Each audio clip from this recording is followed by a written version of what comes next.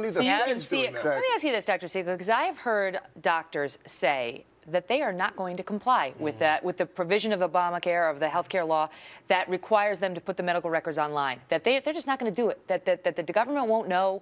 That they're going to keep it confidential because they have the same concern you have, which is my patients are going to stop being honest if they think this information is going to go online. Are you hearing any of that in the medical community? Completely. And I also think that that's related to the whole issue of being reimbursed from the stimulus bill for going online to begin with. A lot of doctors are still sticking with paper charts. And the ones that are going to electronic medical records are trying to keep them in a certain system that isn't going to comply. I think that's going to go way past 2014. Let me ask you this. We have HIPAA laws to follow. We have to protect our I know, patients. but and I have to say, so far it seems like the HIPAA laws, I mean, obviously with some exceptions, they seem to work. I mean, you can imagine there are people out there who would love to reveal the private information of Angelina Jolie and Brad Pitt. You know, I mean, there are people out there who would pay big bucks for that and then put it on the front page of a magazine.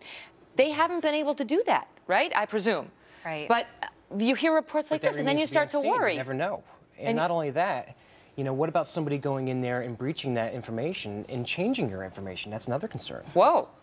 And then the next thing you know, you're getting the wrong drug, or you're... Absolutely. And I don't mean to scare That's how medical errors perpetuate. And I don't mean to scare. I know there's a lot of seniors watching now, but the independent panel that the president put together for Medicare, they're going to have a lot of seniors' records anyway, because this panel of 12 bureaucrats is going to be deciding what care Medicare patients can get. It's already the law of the land. It should be a very big concern. That's a great point Andrea's making now, because the information, once they glean it, is going to be used to decide one treatment better than another, what treatment should be approved, what tests should be approved. This is what you were saying before the law even passed, that we're going to start to look more like Canada because there are bureaucrats who are going to be making decisions about cost-effective treatments. Absolutely. And that raises the question on the quality of care. Well, listen, we welcome a comment from the Health and Human Services Secretary on this. If they want to clarify this report, we're all for it. Love to hear it.